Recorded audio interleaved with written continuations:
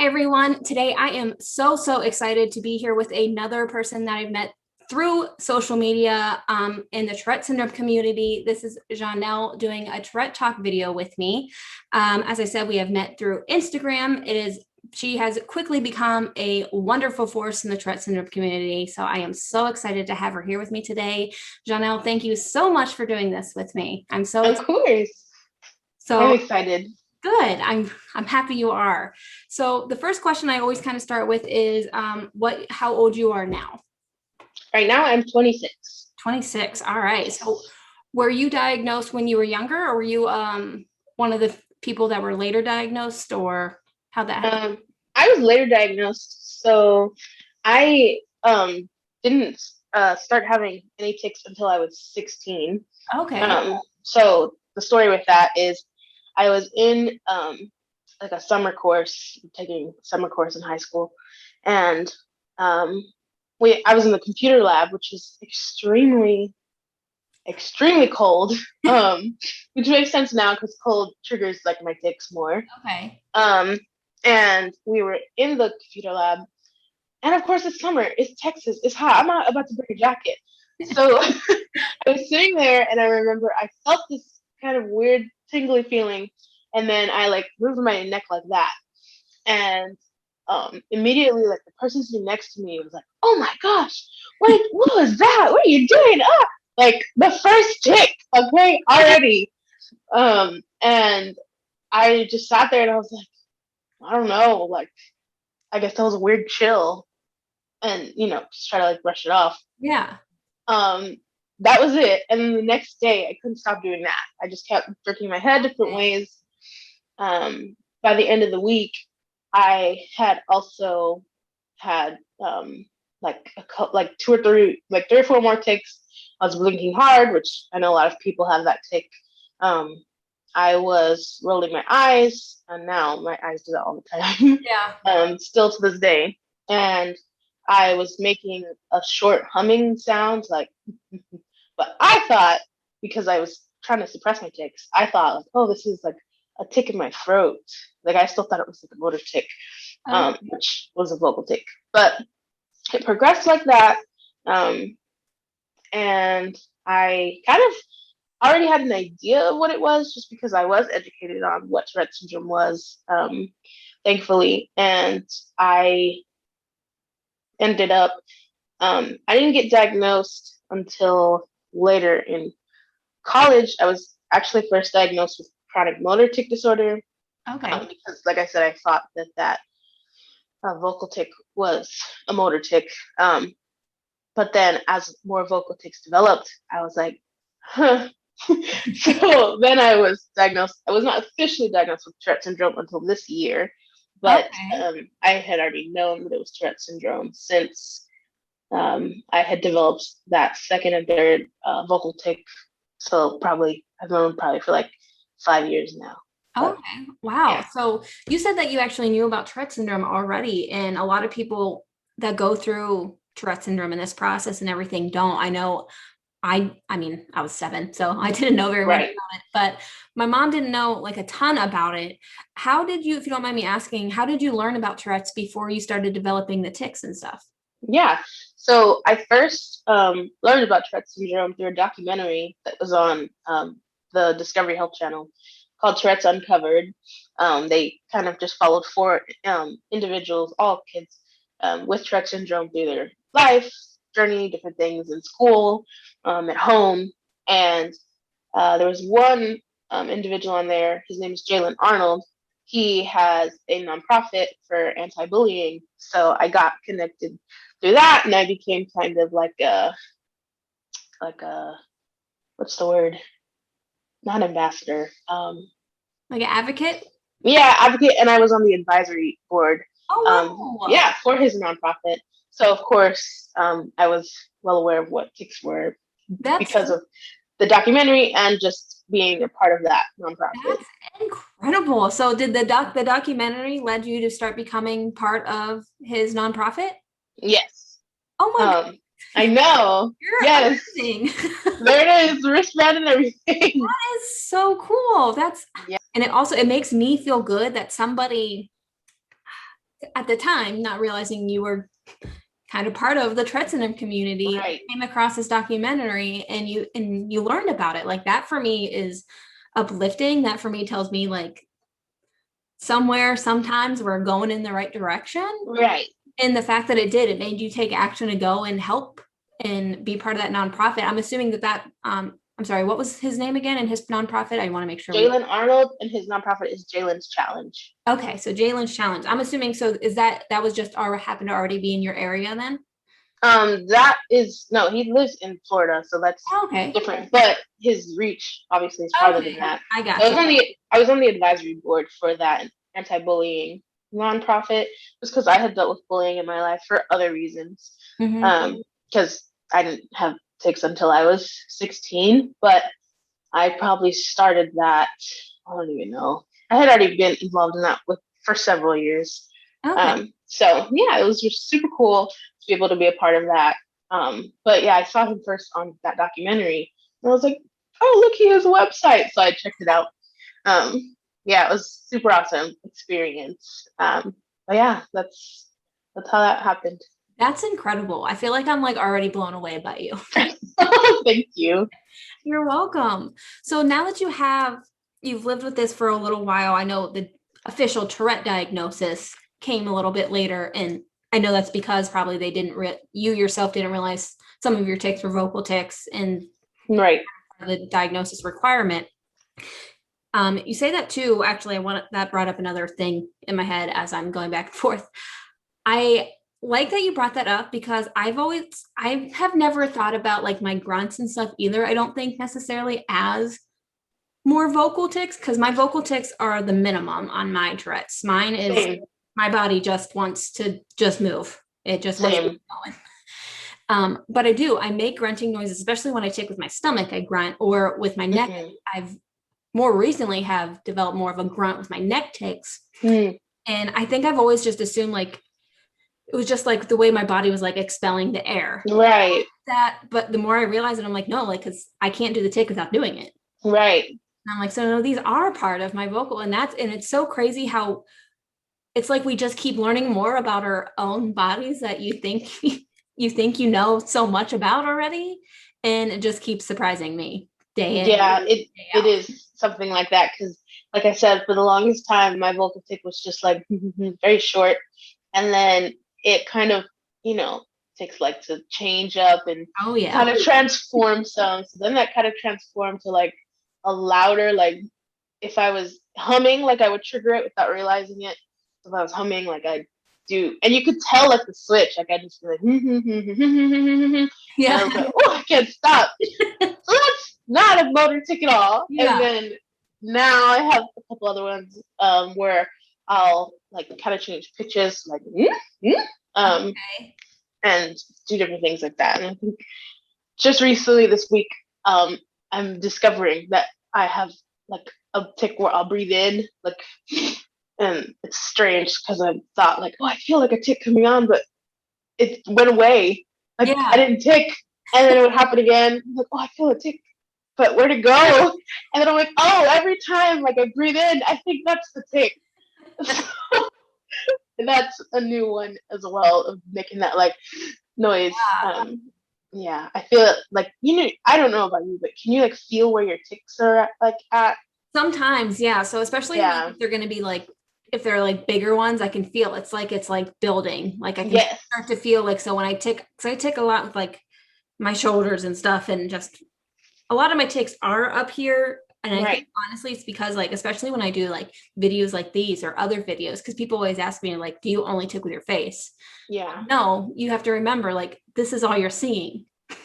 Right. I'm doing it. And the unfortunate part is like, I'm literally triggered by seeing my own face. Yes. It's very true. Because I know that I tic with my face a lot. And so when I see it, and when I'm talking about it, like, it's going to happen. And I think like that's what's really hard for people to understand sometimes, is that I feel like that's where the people that want to accuse people of it not being real, faking or something. Right. Because it's hard, I think, to understand like, no, like if I think about it, I'm going to do it. Like, it's I'm literally triggering myself. Like, I'm being my own worst enemy here and triggering myself into these tics. And it's just because, you know, just like anything else, like when I try to tell people, like, it's like, you know, when you have to like clear your throat with the room really quiet, you're like taking and you feel like you have to cough, but you're trying to hold it in. And so now you're thinking about it. So now it's intensifying until you just cough like a maniac or something. Right.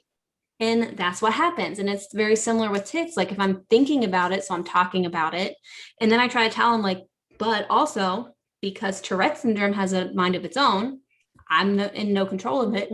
Sometimes while I'm talking, they can kind of diminish because I'm like, it just focus on something else. Yeah. It's like, I don't even know what my body's going to do. So I don't know how to help you believe it. And I've really started to because for the most part, I can like push those comments aside. It's whatever. I only get them every once in a while. But more recently, I've really been trying to tell myself, like, it doesn't matter. Like, I know that I have this. You're seeing like clips of my life. You're not seeing me 24 hours a day. That is true. And if you felt the need to take time to not watch my video, then fine, cool. Thank you. Thanks for the view. You're gonna but you still help me. You want to take the time to accuse somebody about something you have no idea about, then you're not worth my time either. So exactly. When I started doing this, I promised myself, I'm like, we are not gonna argue back with people. Right. Like that. Yeah. Like you said, they're seeing clips of your life. And then maybe if it's people like in real life, at least for me, like I suppress my tics a lot. So I told myself, in this interview, I'm not going to try to suppress any tics. Just let it be. Yes. But I suppress my tics a lot. Yes. So people think, oh, like, no, I've never seen a tic, or do you like? I'm like, either you have and you didn't know it was a tic, or I was suppressing them, or I waited till you turned your head and was focused on something else. You know. Or like I'll go to the bathroom real quick and be like, all right, let's try to get a bunch of like, just let my body go crazy for a second and then we'll walk back out. Yes. I think too, what people don't sometimes realize is, at least for me, some of the time, like I'm trying to I'm suppressing like almost subconsciously. Like half the time I don't even realize like that's what I'm trying to do. It just, I'm instantly in the mindset like, okay, you're around people, like don't be stared at. Right. Exactly. But I also can't. So automatic. Yeah. And it's hard because even if I do it subconsciously, so it's hard to like not always try to suppress, and how much energy and pain that can cause. Like energy it does. And how painful it is, because people hear like, oh, well, if you can control it sometimes, you can always control it. Nope. Like, no. If you think like, do you think I would be choosing to do this with my body every single day of my life? I wouldn't. No. Like, I don't. But it's just people's perceptions. And I guess, and that's why I think it's so important to do it, to talk about it and to do things like this and to get every kind of view and look into it. Because another issue is, I think that people see one person with Tourette syndrome and they're like, oh, well, you don't tick like them, so you don't have it. Right. I'm like, well, congratulations. It's different. One person with Tourette syndrome. Like, yes. I can't tick it's different. Them. I might pick up their ticks if I'm watching them. Right. But I'm not going to tick the same way every single day. And I get like, I say that I can brush those comments off, but sometimes I'm just like, come on. Yeah, it is. I think it comes from, at least, so like I've been watching the videos and loving them. And I'm like, oh, she has a new one. She's answering a question. Even if I already know the answer, because I live with Tourette syndrome, I'm still going to watch the whole thing. Yeah. So I get really excited about it. But I feel like you sit there and you answer people's questions and you educate and you add more input into the conversation. And then there's still somebody else that comes around and it's like, are you kidding me? Like, I've addressed this in 30 other videos. Right. So, are you still thinking this, or did you not catch that back there? Right. I think that's probably where it comes from, where it's kind of like hard for you to brush it off, because you have just recently started talking about it and opening up about it to people. What made you, was it the actual Tourette diagnosis that made you do that? Or what made you want to, just start telling people like, no, this is what I have, and start teaching people? Right. So there's a couple of reasons. Because okay, so I have literally each year that I know Tourette Syndrome Awareness Month came out, like May 15th to June 15th, I've always been like, this could be my time. No, I don't want to. Each, like, the past 3-4 years. But I think a good combination of things could finally, like, come together for me to just be like, I'm just going to do it. So one of them being that, because, tics kind of wax and wane. My tics has started kind of going more on the waxing side, getting worse. So I was like, okay, there's one thing. Not worse, because they're not, I'm still pretty, I don't know. It's mild, but it's complex. I don't know. No, I totally get, I know what you mean. Yes. Two, I had a friend, or I have a friend that was telling me about her kid's diagnosis with something completely separate.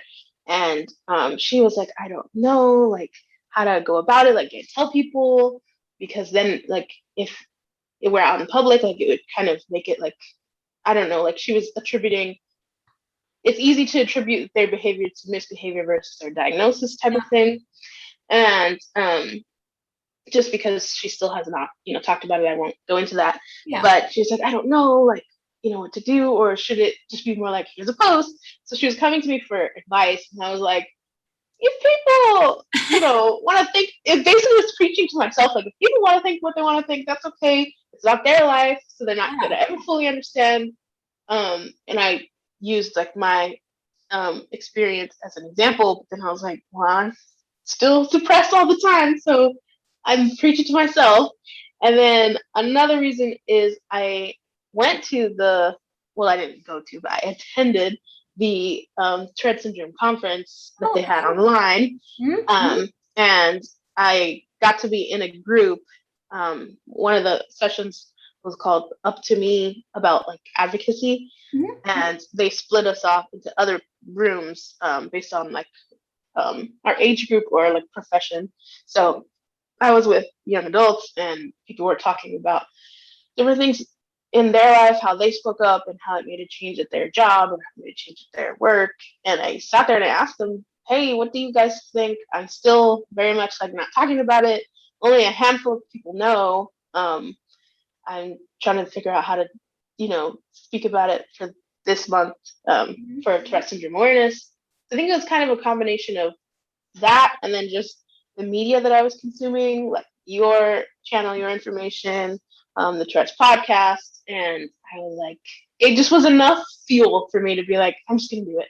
Now, that being said, it took me a week almost, because I wanted to do it at the beginning of Tourette Syndrome Awareness Month on the 15th, but I did not post it until, like, the 22nd. Yeah. Because I was like, okay, well, which picture should I post? Well, what's the caption? I have saved that draft for the whole week, and I go back every now and then, be like, how do I start? You know what I mean?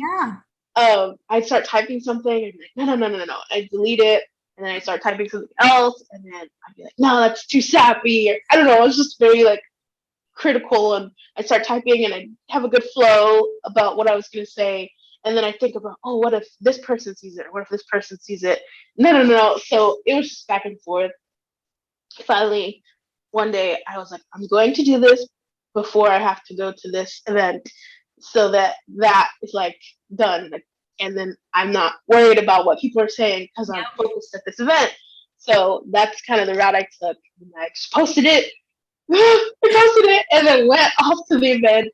Not event, but and then helping out with the nonprofit, doing that. And then, of course, it wasn't until later when I got home that I was seeing people's comments and responses, people that I had known from, like, college, people that I had known from high school. I feel like in high school it was a little more obvious to know that something was going up, because it didn't start until I was 16. So half the school year, you know what I'm talking about. Yeah. Half of high school. Yes. Yes, I was not ticking. And then the other half, I suddenly was in class, and I was not really able to, like, suppress it very well, because I was new. I was like, what is happening? I was having complex tics. It was interesting. So they kind of like, oh, that's what that was. Other people were like, oh my gosh, like, from previous jobs, like, I had no idea. A lot of people were just saying, like, they had no idea or they didn't know. Thanks for sharing. You're so brave for sharing. So it's pretty much very like positive Good. responses. Yeah, which I was happy about. And Yeah. even if it was negative, I told myself like that just shows that they were never for me in the first place. I have noticed too, and I know we talked about those frustrating comments and stuff and how they can be difficult, but I really have noticed that the majority of people, they are good and nice. Yeah. Like I know for me, I have more positive than negative. Like, because when I first did the video, I had kind of sort of similar to you. Like I talked about making a video.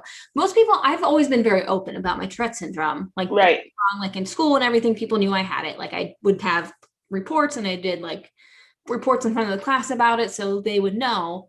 But going on the internet about it is another thing because that's the whole world and everybody's so powerful and mighty Yep. behind a keyboard. Like they Yeah. like they can get away with literally anything and they kind of can. So I do think that people are, and like people from high school would say, like, I always remember you having it. I think it's really cool that you're talking about this now and getting more into it. Like, and I think Yeah. that was really like a eye-opening experience, even for me being open about it. I really felt like that moment where I'm like, man, I'm like, this is what I really like doing. Even though I sometimes feel that I get that like imposter syndrome from time to time. Yes. I just feel good about it when not about imposter syndrome, but about spreading awareness about Tourette syndrome. It's just something that I like posting that first video just developed into. So like, I wouldn't be here talking to you if I never made that first video. I would have never met you. Same. Yeah. And I never would have met all these amazing people in the Tourette syndrome community. And that's that positive impact, I think, of social media. I know it can be this dark place sometimes. But it's led me to meet so many people like me because around here, at least to my knowledge, I'm sure there is somebody because it's a little more common than we think with like every 1 in 100 people or kids. I get different perspectives of Tourette syndrome because I'm also just only one lane. Like I know my story like the back of my hand, but I don't know others. And it teaches me about Tourette syndrome because there could be certain tics that I don't do. So I might not have any idea about them. Right. I'm watching somebody like you or anybody else. And I'm like, oh, I actually didn't know that. That's really interesting. I'm going to learn that and learn even more. Right. To broaden my spectrum on Tourette syndrome. Yes, that is true. I feel like, so as, tics come and go and new ones come or old ones come back, whatever the case may be, I've definitely noticed like, I don't know I don't think I necessarily picked it up anywhere, but there are things that I'm like, I didn't know that could be a tic. Like the breathing in one, I didn't know that could be a tic until I started watching other people's videos and I was like, oh, they have a breathing tic. Like I know you talked about that. And then I was like, oh no, I think that's what that is. And then I've also picked up, I didn't know where from, I guess just my own self, this tic. Because there's a lot of like, I have a lot of facial tics, but I also do stuff with my shoulders. I'll also like, if I'm sitting in a chair, I'll like lean forward really quick, or if I'm standing up, I'll like lean backward really quick. Okay. Like kind of jerk backward or jerk forward. But I had tense my stomach. That one is so annoying. Oh, So annoying. I feel you on that one. I got that one too. I get so sore and I'm like, am I still tensing or not? It's so weird. Like, is it over? No, there's another one. Like, release. It's so weird. But I recently discovered one of my eye tics. It's not like rolling my eyes. I still have that. But it's not like, it's like my eyes like dart around everywhere. Okay. Like, it's the strangest thing. And I'm like, what is happening? I don't understand. And then I would feel that, premonitory urge, that tick feeling. I'm like, oh no, I think this is a tick. And my eyes literally like dart around like this. Okay. Like, where are you going? this is new. I didn't realize that could be a tick, but apparently my body decided that was going to be a tick. Yeah. So, it's been interesting. Just like you said, like being able to learn more things, like about myself, and then also through like other people's videos. Yeah. Learning since I talked about having Tourette syndrome, and I decided like throughout the month I would post different facts and different things for people to be educated on and learn more about it. And there was a couple people that actually were like interested in learning more and had like different questions. They wanted to know, like one person at work wanted to know like how you could be more inclusive to people with Tourette syndrome. She had asked like if your tics are like worse at different times of the day. And I was like, yeah, I'm usually at the like the evening because at work I'm trying to suppress them, so they all come out in the evening and at night. Different things like that. So she wanted to learn some things, and then there was other people that, you know, just kind of were like silent supporters, like, oh yeah, I saw that. That was really cool. So it's been a really interesting experience being able to speak up about something that I had just kept hidden so long, just out of like feeling like embarrassed or feeling like shame. I mean, the very first time I ticked, I had a person already commenting on it, Right. you know, so I feel like that kind of set the tone for how I felt about having, you know, tics or just experiencing what I was experiencing, comorbidities that go along with that, Yeah. all kinds of stuff. Yeah, no, it can be difficult to open up, especially if you haven't for so long. And that's the side that that's the side that's interesting for me too, for when talking to people, because I've just talked about it for so long. Right. But have you noticed, so because you mentioned that at your job, and people at your job were wanted to know more and how to be more inclusive to people with Tourette's, which I loved hearing. I loved hearing that somebody you work with asked that. My job personally too is very accepting, very amazing with my Tourette syndrome. And I opened up about it and everything, and I talked to the company about it. Have you felt like it kind of gave you like a sigh of relief, like at least at work? Because now, you know, now people know why I might do some of these things if they come out while I'm working. I'm because it, you know, happens that hard. I still am kind of suppressing my tics at work. But if I am around like that person that talked about, you know, oh, wanting to know more, I'm like, oh, okay, let those out real quick. Or, you know, I just it's still a lot of suppressing or like masking, I guess is proper, because I can't just suppress all day. You know, I've gotten really good at that. So usually like I do a lot of like my eyebrows go up. I try to like put it into the conversation like, oh wow, or blinking, you know, I've got something in my eye, you know, stuff like that. So I still deal with that, you know. I jerk my head, you know, just acting like I was stretching, different things like that. So I still kind of incorporate that, because it's still so hard to just be 100% free, because then I'm like, are they going to think that I'm like faking this now? It's something new. They've never seen me do this before freely, you know? Or is it like, yeah, I don't know, just thinking different things. Like if it's like, I don't know, it's interesting. So I'm still trying to work that out and how free I want to be in ticking at work. But I do know around like some friends that were like, oh, I didn't know. Now I know. Like I'm able to like freely tick around them. Especially because we have practice together we're like a worship team together.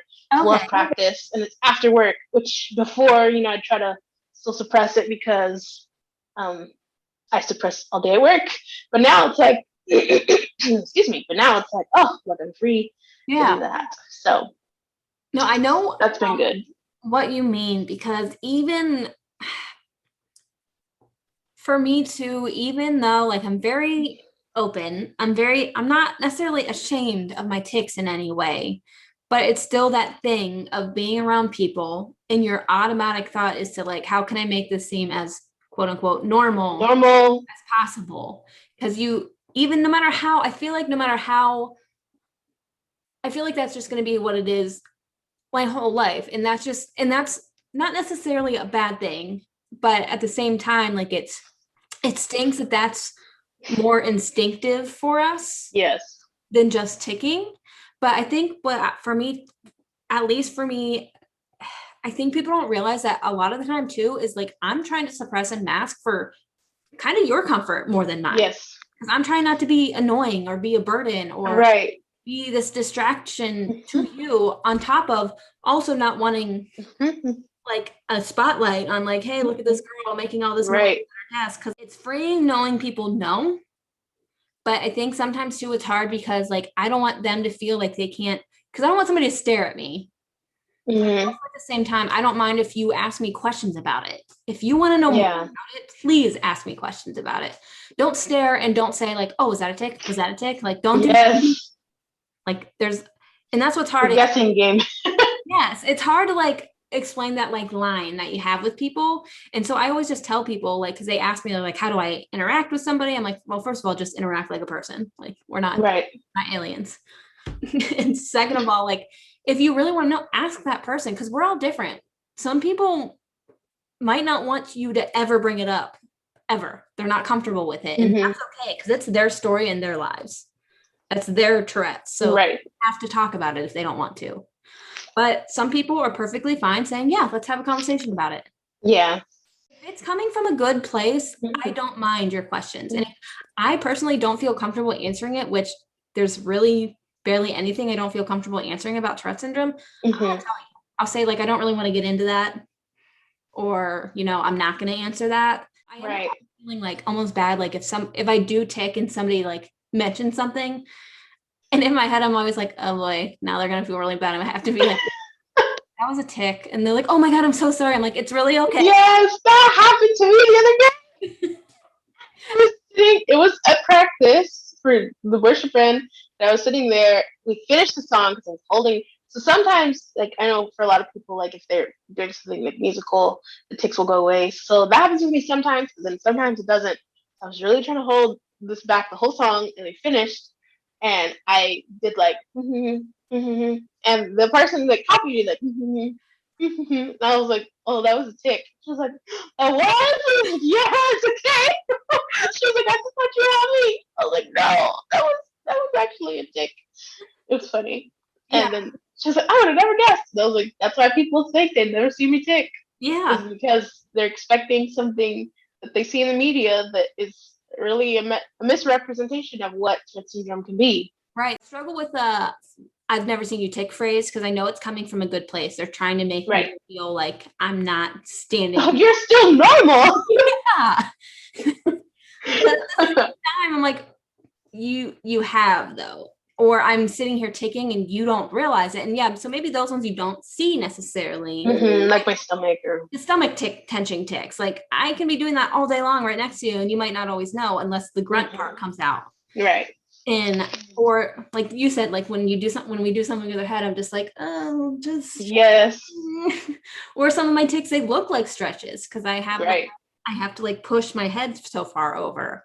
And so I struggle. I'm like, I'm glad that you want to make me feel better. And I'm very thankful for that. But I don't at the same time, I don't want to be like diminished also at the same time. Right. Then that thing comes out where you were saying earlier, like, well, now do they think I'm faking because all of a sudden they see me tick? Because sometimes hearing that I've never seen you tick, I feel like it triggers me almost like, and so like I feel extra anxious the next time I'm around them. And so, oh, really? What's this? Yeah. And so then I'm like, well, now I'm taking extra. So now they're going to be like, well, this girl, I mentioned it yesterday and now she's ticking so much. Yes. Then you think, oh, she's faking. Yeah. The struggle is real. It really is. And we're mentioning the worship and singing and stuff and how that can kind of help sometimes while you're singing, your tics go away. So is there anything else that you have found that you kind of get, not necessarily a break, but yeah, maybe a minimal break, or maybe if you notice, like for me, like when I exercise consistently, I'm not quite as bad throughout the rest of the week. Yeah. Sometimes I still am. So that's a hit or miss one for me. I think it's kind of more like if I'm like really focused on something.